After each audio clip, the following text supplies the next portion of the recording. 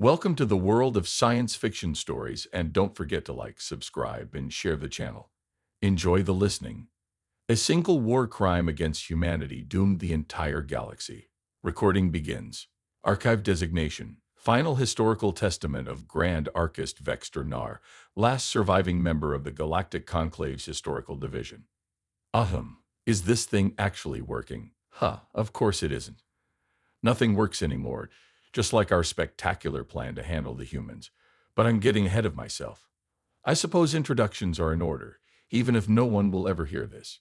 I am, or rather was, Grand Archist Vextorian Nar of the Aryan Dominion, senior historian to the now entirely defunct Galactic Conclave.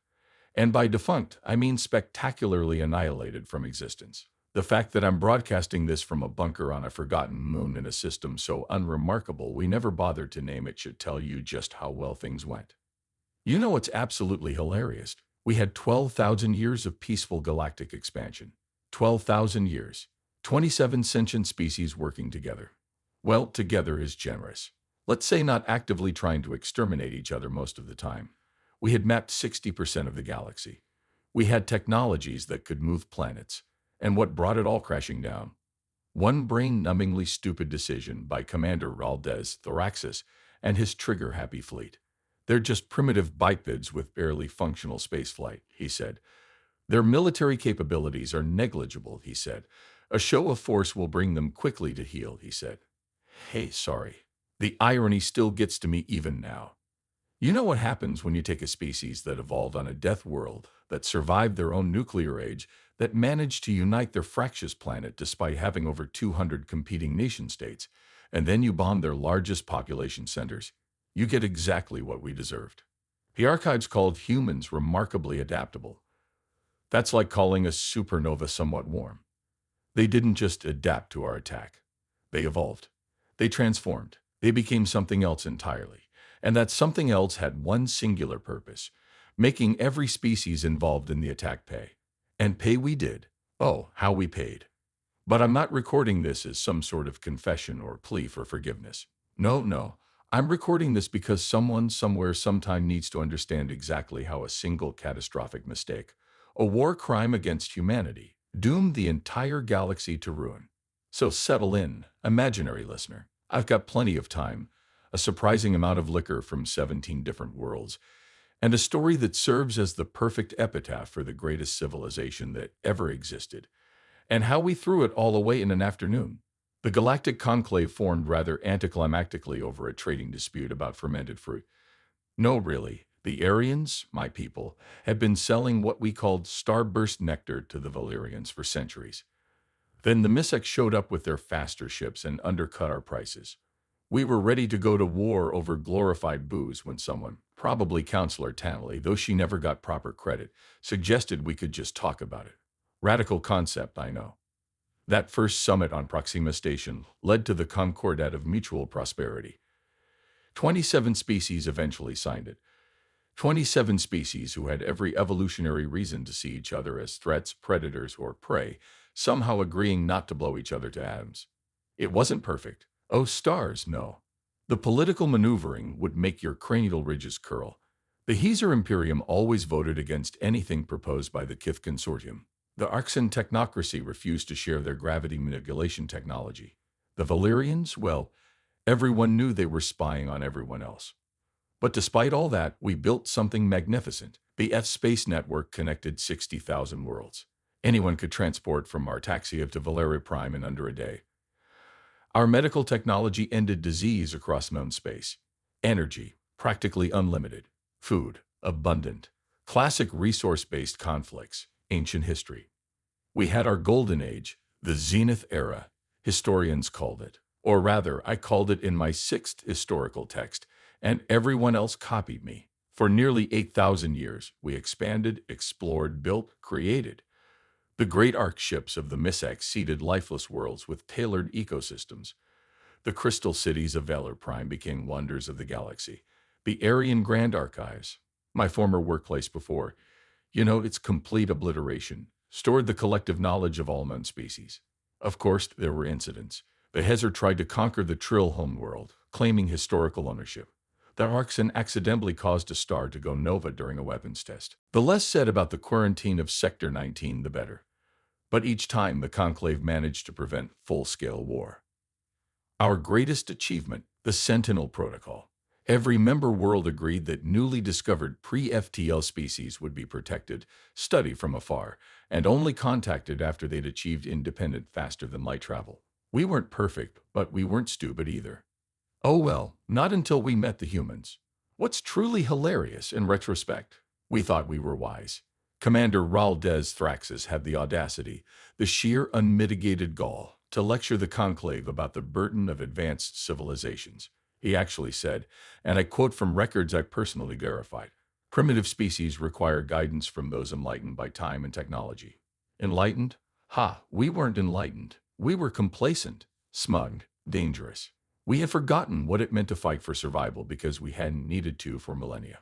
We had forgotten that comfortable species make comfortable assumptions, and comfortable assumptions get you killed when you're facing an uncomfortable species. And humans were the most uncomfortable species the galaxy had ever seen. We discovered Earth in what humans called their year 2042. A routine ArcSand survey vessel detected their primitive radio signals and flagged the system for observation. Standard procedure under the Sentinel Protocol. What wasn't standard was Commander Ralz's immediate, profound, and catastrophic interest in the system. "Just look at these readings," he said during the initial briefing. "Radioactive isotopes consistent with nuclear weapons, atmospheric carbon levels indicating industrial development, and yet they haven't destroyed themselves. How fascinating." Fascinating. That word should have been our first warning. The observation posts we established in their asteroid belt sent back data that should have terrified us. Instead, it amused us. Their political system seemed chaotic, nearly 200 separate nation-states. Their history was an unbroken chain of warfare. They had almost poisoned their own atmosphere beyond recovery, then somehow pulled back from the brink. They had technologies that made no logical sense alongside each other. Quantum computing, but still burning fossil fuels. Precision gene editing, but still dying from simple cancers. "They're adorably primitive," said senior anthropologist Galactic. "Look at them building their first moon base. It's like watching hatchlings take their first steps. Hatchlings with thermonuclear weapons. How quaint." What truly doomed us was the cultural analysis. When the translation algorithms finally cracked their languages, all 4,827 of them, an absurd number for a single world, we started consuming their entertainment broadcasts. Their movies and television shows depicted alien invasions constantly, and in nearly every scenario, humans fought back and won against technologically superior forces. We laughed. We actually laughed. "How charmingly naive," said cultural attaché Prasmorvi. The Conclave Security Council voted 19-8 to accelerate first contact, breaking the Sentinel Protocol for the first time in 6,000 years. The dissenters cited humanity's warlike tendencies. The majority cited their creative potential and unique adaptability. Commander Ralz cited their valuable planetary resources in private sessions that weren't supposed to be recorded, but I had my sources. When our first diplomatic vessel entered Earth orbit, humans reacted with surprising calm.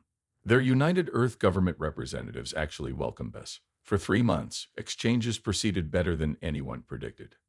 Then Commander Ralz decided the humans were taking too long to sign his mutually beneficial trade agreement, which would have given us 90% of their rare earth elements in exchange for outdated medical technology. And that's when everything went straight to the void. Commander Ralz wasn't just impatient, he was calculating. The raw materials on Earth would have given his clan dominance in the Aryan hierarchy for generations. And when the humans balked at his terms, he began what he called pressure application. First came the economic sanctions. The Conclave restricted Earth's access to the trading networks we just introduced them to. Then the accidental release of a data packet containing information about resource extraction techniques 3 centuries more advanced than human technology. Predictably, this caused chaos in their markets. 14 of their corporations suddenly possessed technology that made their competitors obsolete overnight. "A divided humanity will be more amenable to our terms," Ralz told the Security Council, his mandibles clicking with barely disguised glee. "The humans surprised us yet again. Instead of fracturing, they united. Their UEG established an emergency technology sharing program.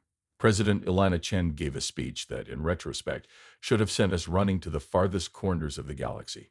Humanity will not be manipulated, she declared. We welcome our place among the stars, but we will claim it on our terms, not as supplicants begging for scraps from an uncaring conclave. Uncaring. The arrogance. We had graciously offered them membership in our glorious civilization, and they dared call us uncaring. Ralz used this speech to push through his heightened security measures. Surveillance platforms in Earth orbit, restrictions on human ships beyond their moon, conclave peacekeepers on their orbital stations. The Valerians, to their credit, objected. Ambassador Trell Knox argued that humans needed time to adjust to interstellar society. The MISEC representatives warned about humanity's apparent psychological resilience under pressure. The Arxan technocracy, always pragmatic, simply noted that aggravating a species with 15,000 nuclear weapons seemed suboptimal. But Commander Ralz had been maneuvering for years. He placed his allies in key positions throughout the conclave bureaucracy. The Security Council voted to authorize limited military presence around Earth for their protection. When 3 human ships attempted to leave for Mars colony in violation of the new restrictions, a conclave cruiser disabled them with ion cannons. 17 humans died when life support failed. Earth's response was immediate. They launched missiles at the conclave ships in orbit, primitive missiles that posed no real threat. But Ralz had what he wanted: justification. Humanity has proven itself too aggressive for peaceful integration, he announced to the conclave assembly. Though regrettable, we must act decisively for the greater good of galactic stability. The Valerians and MISAC walked out in protest. The rest of us, to our eternal shame, stayed. The attack began at what humans called 300 Greenwich Mean Time. A precision strike, Commander Ralz called it, a surgical intervention to excise the leadership elements inhibiting peaceful integration. Such clinical language for such monstrous actions. I watched it happen, not in person. I was safely ensconced in my archive on Artaxia Prime, but through the live sensor feeds. The conclave believed in thorough documentation, you see, even of its atrocities. First came the orbital bombardment, kinetic penetrators, basically glorified metal rods dropped from orbit, onto key military installations. Washington, D.C., Beijing, Moscow, New Delhi, Brussels, all struck simultaneously. The humans never saw it coming. How could they? Their primitive radar systems couldn't detect objects moving at those velocities. The secondary phase targeted their communication infrastructure. Impulse weapons knocked out power grids across 6 continents. Satellite-killing missiles destroyed their primitive network of communication satellites. Commander Ralz wanted them isolated, confused, unable to coordinate a response. Minimizing casualties, he explained in his briefing. Just a targeted decapitation strike. What a joke. The kinetic penetrators created shockwaves that flattened everything within a 5 kilometers radius. The death toll from the initial strikes alone was in the millions. But the worst was yet to come. Commander Ralz, in his infinite wisdom, had decided that humans needed a demonstration of conclave resolve. He selected 3 major population centers, what humans called New York, Shanghai, and London, and authorized the deployment of N7 atmospheric dispersal weapons. N7, for a non-military being like me to explain. Imagine a gas that crystallizes organic tissue on contact. Blood turns solid in veins. Lungs become brittle like glass.